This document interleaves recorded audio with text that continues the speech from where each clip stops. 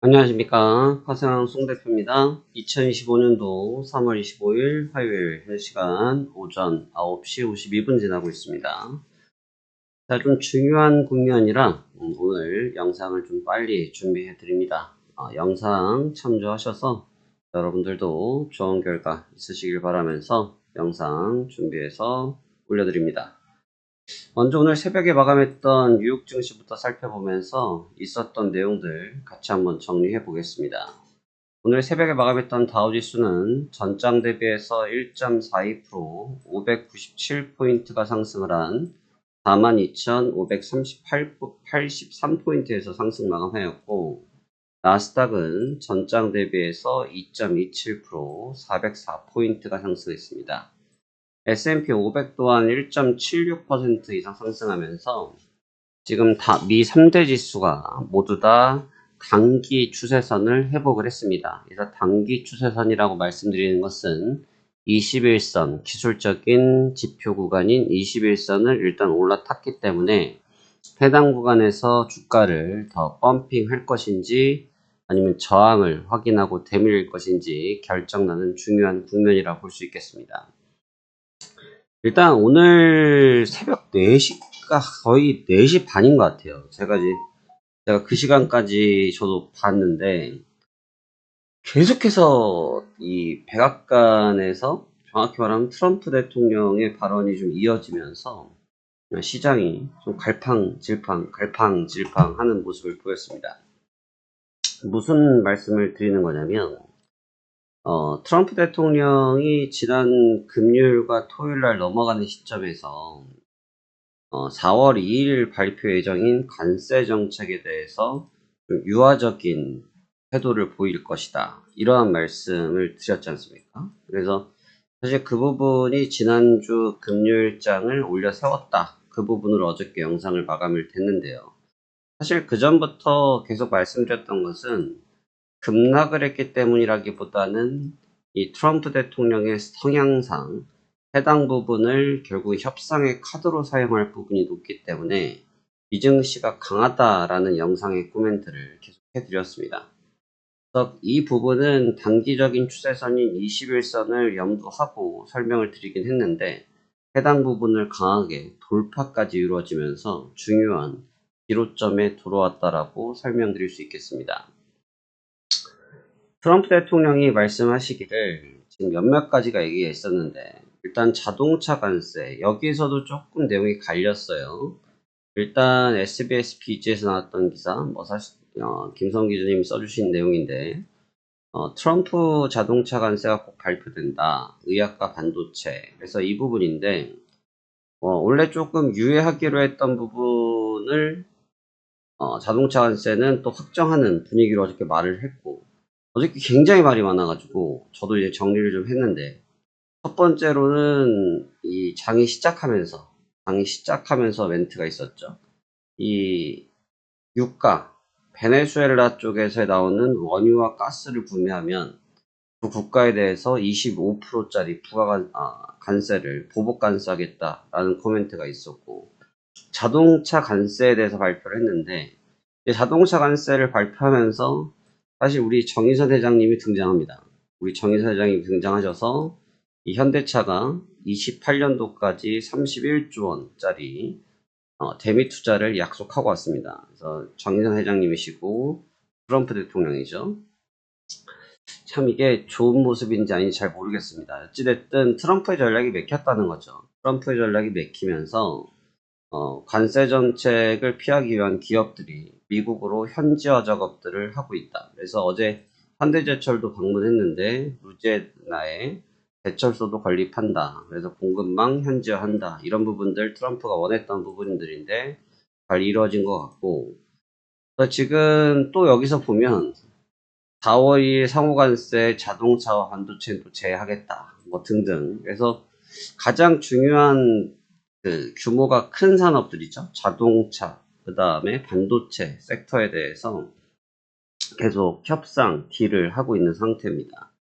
해당 부분이 좋았다라고 말하기는 그렇고 좀 어지러웠어요. 좀 내용 자체가 어지러웠고 어느 쪽에다가 장단을 맞추기가 어려운 내용들을 계속 이어졌다고 볼 수 있겠습니다. 그래서 일단 30조 이상 투자를 하게 되고, 그 다음에 제철소를 투자하게 되고, 그 다음에 알래스카도 있고, LNG도 있고, 그래서 굉장히 많은 내용들이 어저께 질비하면서, 여하튼 시장은 트럼프 대통령이 관세 정책에 대해서 다소 유하게 변화된 측면, 다소 유동적으로 변하게 된 측면이 그동안 강경했던 트럼프 대통령의 발언들을 일부 불식시켜주면서 시장 상승을 이끌어 주었다. 이렇게 정리가 되어집니다.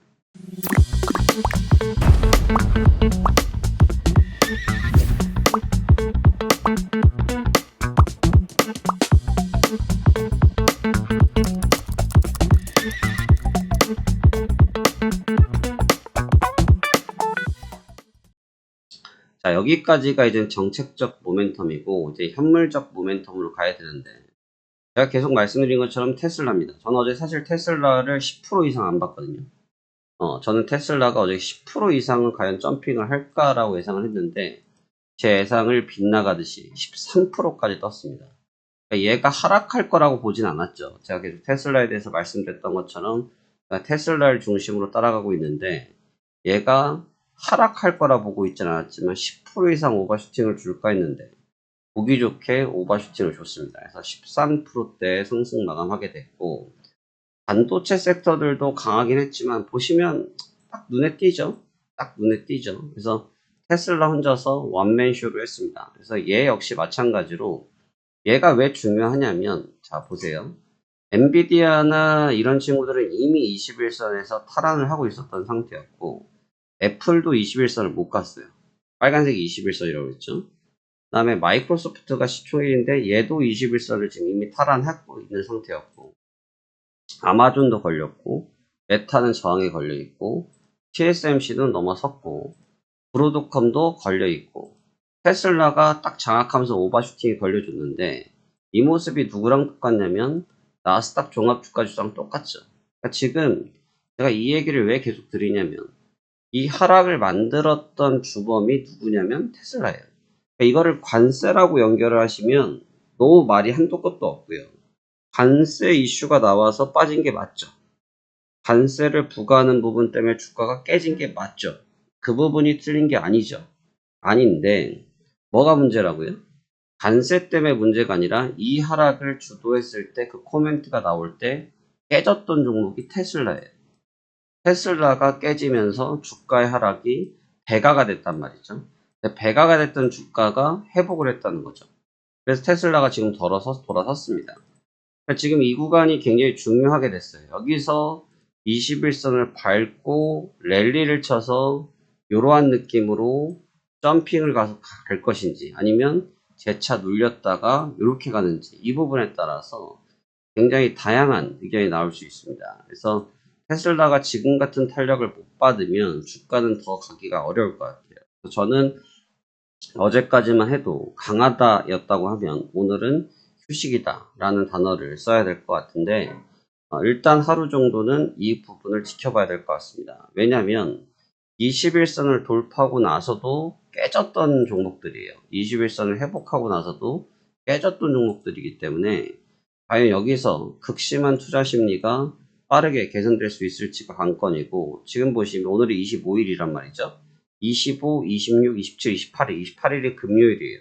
그러면 다음 주 4월 1일이 화요일이고 4월 2일이 수요일인데 2일날 관세가 발의가 되거든요. 그러면 실질적으로 5일 정도의 시간이 있는데 5일 정도의 시간 동안 협상안이 계속 이루어질 것이냐. 어제 캐나다 총리 같은 경우는 그래도 다소 좀 부드러운 측면을 보이면서 트럼프 대통령과 통화는 좀 하고 싶다, 뭐 이러한 멘트를 내던져 줬습니다. 이런 멘트를 좀 내던져 줬고, 그러한 멘트를 주면서 어느 정도의 협상 가능성을 열어두고 있는 것은 사실인데, 협상 가능성을 열어두고 있는 건 사실인데, 그 부분에 대한 확장력을 시장이 가져올 수 있을지를 우리가 좀 더 주목해서 봐야 될 것 같습니다. 지금 트럼프 대통령은 이 기사를 제가 발췌를 해드린 이유는 뭐냐면 멘트가 계속 바뀌어요. 멘트가 계속 바뀌고, 지금 보시면 제가 순서를 이렇게 바꾼 게 좋을 것 같은데, 자, 자동차 관세가 발표가 된다라고 하고 우리나라 대표, 그 다음에 전 세계 글로벌 탑5 안에 들어가는 현대차가 31조 대미 투자. 결국은 이걸 이끌어내기 위함이었거든요. 그러면 트럼프 대통령이 지금 노리고 있는 건 다음 반도체인데, TSMC도 이미 투자를 예정을 했죠. 삼성전자가 좀 남아있는, 우리나라 기준으로 삼성전자가 좀 남아있는 상태인데, 현대차의 주가가 그럼 과연 좋냐? 자, 현대차 주가 같이 볼게요. 현대차를 좀 보시면, 지금 이렇습니다. 이게 갭상을 떠서 출발을 하긴 했지만, 조금 뭔가 애매하죠. 왜냐하면 이만한 자본 지출이 소모가 되면, 지금 음봉이 떨어져 버리죠. 이만큼의 자본 지출이 떨어지고 나면 이 실효성에 대해서 고민이 일어나는 거죠. 왜냐하면 각 기업들이 전초기지들을 흔히 말해서 좀 저임금 국가로 많이 가지 않습니까? 왜냐하면 노임 때문에 그렇죠. 노임 자체, 고용급여 자체가 미국은 굉장히 세죠. 그래서 멕시코나 이런 데를 많이 가는 거란 말이죠. 그럴 걸 아는 트럼프가 멕시코를 공격했던 거고, 뭐 중국도 마찬가지고 세계 공장들에 대해서 공격을 하기 시작하는 거죠. 근데 이제 결국은 이것은 어떻게 이어지냐면, 대규모 투자가 이루어졌으면 거기에 맞는 기업도 이익이 창출돼야 되는데, 이익은 창출되겠죠. 하지만 영업이익률이 떨어질 수 있다라는 그 가치로 전개가 될 수 있는 거죠. 그러다 보니까 그냥 미국에서 잘 지내자고 하면 예예 하면 그만인 건데, 그러지 못하는 이유 중에 하나는 그에 맞는 손익분기점이 안 나올 수도 있기 때문이라는 거죠. 반대로 트럼프 입장에서는 계속해서 이렇게 해줘야 뭐가 생깁니까? 일자리가 생기니까, 본인의 지지율이 올라가고 인기가 많아지니까 이라는 거죠. 그러니까 예시당 당초 트럼프 대통령은 이 판을 부시려고 들어온 사람이 아니죠. 이 상황이 나빠지길 바래서 들어온 사람이 아니라는 거죠.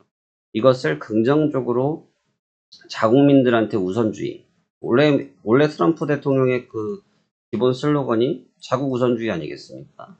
그 부분 때문이라는 거죠. 그래서 과연 거기에 맞는 기업들의 주가가 어느 정도 향방을 보일 것인지가 관건이 될 것 같습니다. 그래서 오늘 테슬라 때문에 저희가 조금 애매합니다. 테슬라 주가가 13%, 12% 오케이. 일단 상승 부분은 인정하고, 또 그동안 낙폭이 워낙 컸기 때문에 반등하는 것은 오케이예요. 여기까지는 오케이인데, 여기에 대한 지속력은 전 잘 모르겠습니다.